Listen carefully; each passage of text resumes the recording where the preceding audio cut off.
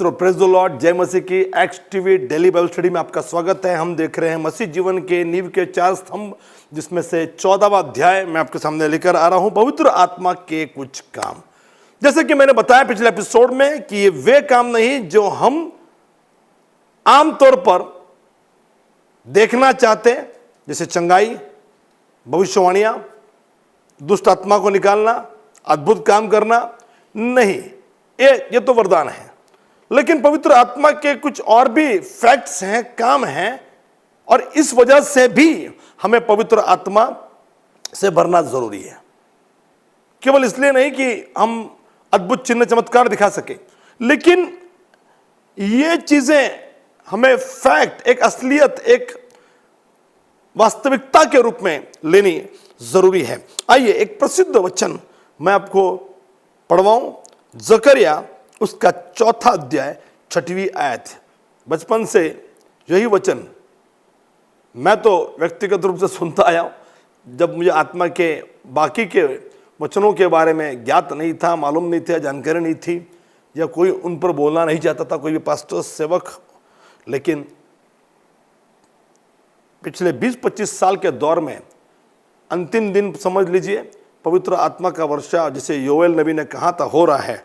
तो खैर, जकरिया 4 अध्याय 6वीं आयत में लिखा, तब उसने मुझे उत्तर देकर कहा, जरुब्बाबेल के लिए प्रभु का यह वचन है, ना तो बल से ना शक्ति से, परंतु मेरे आत्मा के द्वारा होगा। मुझ सेनाओं के प्रभु का यही वचन है। क्या वचन आया सुनिए, खूबसूरत वचन। ना तो बल से ना शक्ति से, ना तो बल से ना शक्ति से, परंतु मेरे आत्मा के द्वारा काम होगा। कई बार कुछ कामों को करने के लिए हमको बल लगता है, और अंग्रेजी में इसका अलग अनुवाद है, not by strength, not by power, sometime mighty, यह भी अनुवाद आया। तो कई बार कुछ कामों को करने के लिए, अंजाम देने के लिए शक्ति लगती है, बल लगता है। अब पुराने नियम में कई बार सेनाओं का यहोवा, यह टाइटल जब आ रहा है, सेनाओं का यहोवा, तो सेनाओं के यहोवा ने लोगों को, प्रभु के लोगों को जीतने के लिए शक्ति दी, बल दिया, और उसके बलबूते पर वो लोग लड़ाइयां जीते। लेकिन आज मैं आपको उत्तेजन देना चाह रहा हूं कि प्रभु ने यह साफ कर दिया, वही सेनाओं का प्रभु जिसने एक समय पर सेनाओं को शक्तियां दी, सेनाओं को वो ताकत दी, जिसकी वजह से उन्होंने दुश्मन को खदेड़ दिया। लेकिन वही सेनाओं का प्रभु आज ये बोलना चाह रहा है, ये बताना चाह रहा, जताना चाह रहा कि भैया ठीक है, ये सब हो गया, तुम जीत गए, ये भी राष्ट्र को हरा दिया, आपने दुश्मन के छक्के छुड़ा दिए, ये भी ठीक है। लेकिन सेनाओं के प्रभु को यह कहना पड़ा कि इससे भी इंपॉर्टेंट कुछ है, इससे भी पावरफुल कुछ है, इन ताकतों से, इन जीत को दिलवाने वाली शक्ति से भी इंपॉर्टेंट कुछ है, और वो है परमेश्वर का आत्मा। ना तो बल से ना शक्ति से आप बड़ी बड़ी लड़ाइयां जीत सकते हो, लेकिन कभी कभी आप उसी शक्ति के बलबूते पर जिससे आपने लड़ाइयां जीती थी, उसी टैलेंट के बलबूते पर आपने जो जीत हासिल की थी, कभी कभी आप हार भी सकते हो। यहोशू की सेना, जब यहोशू अपनी टीम को लेकर जब यरीहो पर जीत हासिल की, बड़े जोश में थे। 6वां अध्याय तक आप उसकी कहानी पढ़ सकते हो। यहोशू उसका 2 अध्याय, 3, 4, 5, 6 बड़े जोश में थे, जीत हासिल की, यरीहो की दीवार मजबूत। अब तो उनको लगा कि हम कुछ भी कर सकते हैं। लेकिन हुआ क्या? ए नगर में अकान ने चोरी की। मैंने बताया कुछ चीजें ऐसी होती है, यदि आप उसको करोगे, आप यदि प्रभु के कलाम को तोड़ोगे, यकीनन आपको सजा होनी है। आज्ञाएं क्या है? 10 आज्ञाएं क्या है? झूठ ना बोलना, चोरी ना करना। लेकिन आप वही करोगे तो आप बचोगे थोड़ी। इस दुनिया में न्याय मिले या ना मिले, लेकिन उस खुदा के दरबार में न्याय जरूर होगा। यदि आप बीमार हो तो चंगाई मिलेगी आपको, लेकिन यदि आप झूठ बोल रहे हो सजा मिलेगी, चोरी की सजा मिलेगी। और अकान ने क्या किया? चोरी कर ली। अरे तुम्हारा ही तो देश था, प्रभु ने तुम्हें ही तो देने का वायदा किया, थोड़ा रुक जाते, प्रभु आशीषों से लबालब भर देता, लेकिन नहीं, अकान को नहीं रुकना था। अकान ने चोरी कर ली और उनको लगा कि हम तो पराक्रमी हैं, प्रभु हमारे साथ है, यरीहो पर हमने विजय हासिल कर लिया, अब तो हम ए नगर को भी जीत जाएंगे। 7वां अध्याय पढ़िएगा आप। लेकिन ए नगर में यहोशू को धक्का लगा कि इनको मुंह की खानी पड़े। कभी कभी शक्ति, ताकत, आप टैलेंटेड हो, लेकिन प्रभु नहीं चाहता कि आप जीते तो आप जीत ही नहीं सकते हो। प्रभु नहीं चाहता कि आपको आशीष मिले, आप आशीष प्राप्त कर ही नहीं सकते हो। आपको उसको संतुष्ट करना पड़ेगा। जब तक आप खुदा को संतुष्ट नहीं करोगे, वो आपको आशीषों से लबालब नहीं भरेगा, वो अपने स्वर्ग के झरोखे आपके लिए नहीं खोलेगा। और मलाकी में तो उसने कह दिया कि यदि दशमांश नहीं दे रहे तो तुम चोर हो। आपने वैसी वाली चोरी नहीं की, लेकिन दशमांश नहीं दिया तो आप चोर हो। आज मैं आपको बोलना चाह रहा कि अकान की चोरी की वजह से पराक्रमी यहोशू और उसकी सेना हार गई। और बाद में प्रभु ने यह प्रकट किया, मैंने बताया, आत्मा गलती दिखाता है, आत्मा दोष दिखाता है।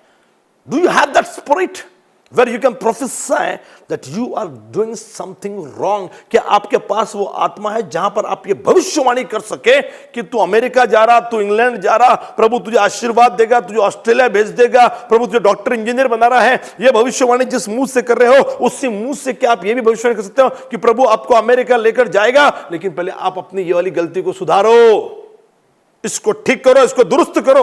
और शायद इसी वजह से आपके जीवन में आशीषों के दरवाजे नहीं खुल रहे हैं।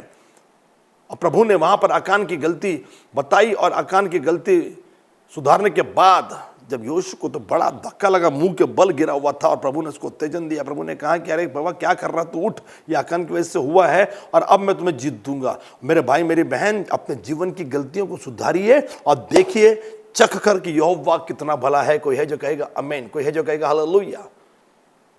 अकान की वजह से इजराइली हारे, लेकिन जीते कब? जब गलती का एहसास हुआ।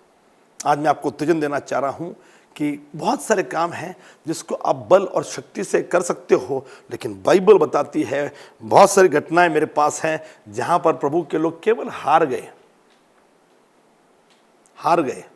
क्योंकि पहला वाला पॉइंट नहीं था, साहस से पाप दिखाने वाला पॉइंट नहीं था। लेकिन चलिए खैर, मैं आपको बताऊं कि लिखा है, प्रभु ने यह कहा, ना तो बल से ना शक्ति से। और आज ये दूसरा पॉइंट मैं बोलना चाह रहा हूं कि आत्मा की ताकत क्या है, और शारीरिक शक्ति से भी बड़ी आत्मा की ताकत है। कोई है जो कहेगा आमीन। शारीरिक शक्ति से भी, आपके अंडरटेकर से भी, हमारे भारत के खलीज से भी पावरफुल यदि कोई है, दारा सिंह से पावरफुल यदि कोई है, स्टोन कोल्ड स्टीव ऑस्टिन, ये रॉक से भी पावरफुल यदि कोई है, ये WWF के लोग थे जिसका नाम मैं ले रहा हूं, जिसमें मैंने इंडियन दारा सिंह और खली का भी नाम ले लिया, इनसे भी कोई पावरफुल है तो वो है आत्मा। कोई है जो कहेगा आमीन। सामने आप शत्रुओं को लेकर आ जाओ, बड़े से बड़े शत्रु, अमेरिका, ये वो, रशिया, सब उनके पास वेपन्स है, पूरा टेक्नोलॉजी है, लेकिन हमारे पास तो वो खुदा है ना जो शत्रुओं के सामने मेज को बिछाता है। कोई है जो कहेगा आमीन, कोई है जो कहेगा हालेलुया। इतनी पावर है हमारे खुदा की आत्मा में, आपको समझ में नहीं आ रहा। सामने वो पावरफुल गोलियत को लेकर आ गया, लेकिन भैया दाऊद बोला मेरे को ये सब चीजों की जरूरत नहीं है, ये भाला बर्छी तू लेकर आया, तलवार लेकर आया, मुझे कुछ जरूरत नहीं है, मेरे पास एक ही नाम है, उसी सेनाओं के यहोवा के नाम से मैं तेरे से लड़ने के लिए आता हूं। मेरे भाई मेरी बहन, आत्मा की ताकत, ये बॉडी बिल्डर से भी, जो फिजिकल शारीरिक जो ताकतें हैं उससे भी बड़ी ताकत है। कोई है जो कहेगा आमीन, कोई है जो कहेगा हालेलुया। शारीरिक शक्ति से भी बड़ी आत्मा की ताकत है। पवित्र आत्मा के कुछ काम हम देख रहे हैं। और क्या आपके पास पवित्र आत्मा है? यदि पवित्र आत्मा है आप भिड़ जाओगे, आप डरोगे नहीं। एलिशा, मैंने बताया पिछले एपिसोड में, पुराने नियम के नबी राजाओं से भिड़ गए, डरे नहीं उनकी ताकत, उनकी पावर से। डरे नहीं उनकी फौज से, उनके रथ से, घोड़े से। उसने तो पूरा घेर लिया था। एलीशा की कहानी आपको याद होगी, 6वां अध्याय 2 राजा का। सेवक घबरा गया, अरे हमको तो रथों ने पूरा घेर लिया है, घोड़ों ने घेर लिया है। प्रभु का सेवक ने बोला, प्रभु इसकी आंखें खोल दे। और जब आंखें खुली, वो पागल हो गया, परेशान हो गया कि उस शत्रु की सेना के पीछे प्रभु के अग्नि के रथ और घोड़े थे। कोई है जो कहेगा आमीन। खुदा के आत्मा की ताकत जो है वो शारीरिक शक्ति की ताकत से भी बड़ी ताकत है। इसलिए हमें आत्मा की जरूरत है। आत्मा का ये काम है कि दुनिया की ताकतों से आपको बचाए। आपके जीवन में परेशानियों की ताकत होगी, आपके जीवन में तकलीफों की ताकत होगी, बेरोजगारी की ताकत होगी, लेकिन मेरे भाई मेरी बहन, इन ताकत से भी बढ़कर कोई ताकत है और वो है पवित्र आत्मा की ताकत। और लिखा कि आत्मा से ही काम होगा। वो काम जो किसी और चीज से नहीं होगा, वो काम जो बल और शक्ति से नहीं होगा, वो आत्मा से होगा। कोई है जो अपने हाथों को उठाएगा और कहेगा जय मसीह की? कोई है जो कहेगा आमीन? चलिए जल्दी से मैं तीसरा पॉइंट भी आपको मैं ले लूँ। मैं 7 पॉइंट्स मैं आपको बताना चाह रहा हूँ, 2 मैं बता चुका हूँ। तीसरे पे हम जा रहे हैं लूका, तीसरा में जा रहे हैं लूका 4 अध्याय उसकी 14वीं आयत। लूका 4 अध्याय 14वीं आयत बड़ा इंटरेस्टिंग है। इसको इंटरेस्टिंग तरीके से आपको लेना पड़ेगा। वचन वैसा पूरा नहीं मिलेगा, लेकिन आपको उसको वैसा देखना पड़ेगा। सुनिए क्या लिखा है। यीशु आत्मा की सामर्थ्य से भरे हुए गलील को लौटे। यीशु आत्मा की सामर्थ्य से भरे हुए कहां लौटे? गलील को लौटे। गलील की झील और उसके इर्द गिर्द का इलाका बड़ा इंटरेस्टिंग है। मैप जाइए गूगल पर, बाइबल की कुछ किताबें खरीदिए, एटलास खरीदिए। यदि आपको एटलास मिल रही है तो खरीदिए और देखिए गलील की झील के चारों ओर का इलाका, जहां पर यीशु मसीह ने अपनी बहुतायत सेविकाई की। और लिखा है यीशु आत्मा के सामर्थ्य से भरे हुए गलील की झील को लौटे। और क्या हुआ सुनिए, when he is filled with spirit, जब आप आत्मा से भरे हुए रहोगे तो क्या होगा। और जैसे लौटे उनकी चर्चा आसपास के सारे क्षेत्र में फैल गई। उनकी चर्चा आसपास के सारे क्षेत्र में फैल गई। आज मैं आत्मा का काम बताना चाह रहा हूं। आप पोस्टर छपवा लो, विजिटिंग कार्ड बनवा लो फलाने फलाने नाम का, लेकिन मेरे भाई मेरी बहन, अब तो ये यूट्यूब वगैरह आ गया, एडवर्टाइजमेंट, ये वाली चीजें नहीं चाहिए। उस टाइम पे कुछ नहीं था, कोई यूट्यूब नहीं था। लोग सुनकर, अरे वहां पर ये मीटिंग चल रही है, अरे वहां पर ये अद्भुत काम हो, सुनकर विश्वास कर रहे थे। और बाइबल जो कहती है कि लोग पता नहीं क्या क्या करते हैं फेमस होने के लिए। हीरो हीरोइंस, ये बॉलीवुड की दुनिया तो पता नहीं अजब है। लोग बेकार में एक दूसरे पर आरोप प्रत्यारोप करते हैं ताकि फेमस हो जाए। ऐसे ऐसे मुद्दे बोलेंगे, छेड़ेंगे नेता लोग, ताकि जानबूझ के वो उसको बोले और फेमस हो जाए। लेकिन मेरे भाई मेरी बहन, फेमस होने के लिए आपको सब कुछ करने की भी जरूरत नहीं है। आप खुदा की आत्मा के सामर्थ्य से भरे हुए हो, अपने आप आपके और आपके काम की चर्चा, आपकी मिनिस्ट्री की चर्चा ये चारों ओर फैल जाएगी। कोई है जो कहेगा अपने हाथों को उठा के हालेलुया। मेरे भाई मेरी बहन, लिखा है यीशु आत्मा की सामर्थ्य से भरे हुए गलील को लौटे और उनकी चर्चा आसपास के क्षेत्र में फैल गई। That's the power of the Holi spirit.